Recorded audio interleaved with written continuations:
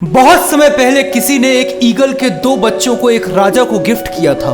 वे बहुत शानदार ब्रीड के थे। राजा ने ऐसे शानदार ईगल्स अपनी जिंदगी में कभी नहीं देखे थे। राजा ने उनकी देखभाल के लिए एक्सपर्ट को अपॉइंट किया और कुछ ही महीने बीत जाने के बाद राजा को उन्हें देखने की इच्छा हुई और वे उस जगह पे जाते हैं जहां उन्हें रखा गया था। राजा ने देखा कि दोनों काफी बड़े हो गए हैं और अब पहले से भी ज्यादा शानदार दिख रहे हैं। राजा ने उनकी देखभाल करने वाले से कहा कि मैं उन्हें उड़ते हुए देखना चाहता हूं और वो ईगल्स के पास जाकर उड़ने का इशारा करता है। उसके इशारे को देखकर दोनों ईगल्स उड़ने लगते हैं। एक तो आकाश की ऊंचाइयों को छू रहा था और दूसरा थोड़ा सा उड़कर वापस आकर उसी पेड़ की ब्रांच में बैठ गया जहां से उसने उड़ना स्टार्ट किया था। यह देखकर राजा को बहुत अजीब लगा। उन्होंने पूछा, क्या बात है? एक तो इतनी अच्छी तरीके से उड़ रहा है और दूसरा उड़ने का नाम ही नहीं ले रहा।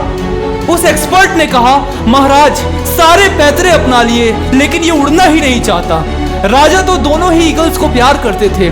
उन दोनों को आसमान में एक जैसा उड़ता हुआ देखना चाहते थे। तो अगले दिन पूरे राज्य में घोषणा कर दी कि जो व्यक्ति उस बाज को आसमान में ऊंची उड़ान भरने में कामयाब कर देगा उसे ढेर सारा इनाम दिया जाएगा।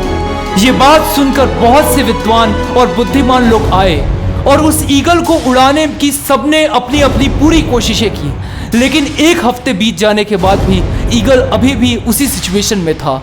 वह थोड़ा सा उड़ता, वापस उस पेड़ की ब्रांच में जाकर बैठ जाता।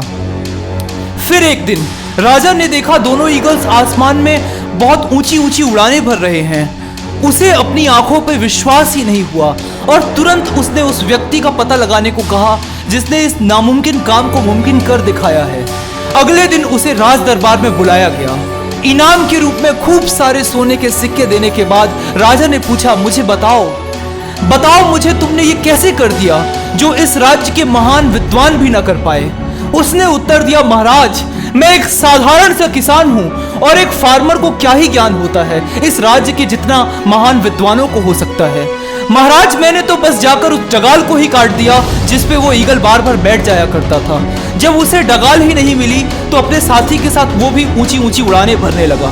फ्रेंड्स, हम सभी ऊंची उड़ान भरने के लिए बने हैं, लेकिन कभी कभी हम जो कर रहे होते हैं उसके इतने हैबिचुअल हो जाते हैं कि उस ईगल की तरह ये भी भूल जाते हैं कि हम में कितना दम है।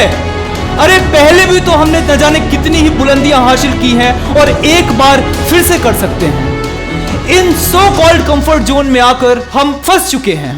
एक बार इन सो कॉल्ड कंफर्ट जोन से खुद को बाहर ला दिए ना तो अपनी फील्ड में सबसे ऊंची उड़ान हम ही भरेंगे। Since birth we have been sitting on a branch of many unwanted desires and out of ignorance we do not even know that what the hell we are doing today। हम भूल गए हैं कि हम में कितना दम है। अरे पहचानो खुद को।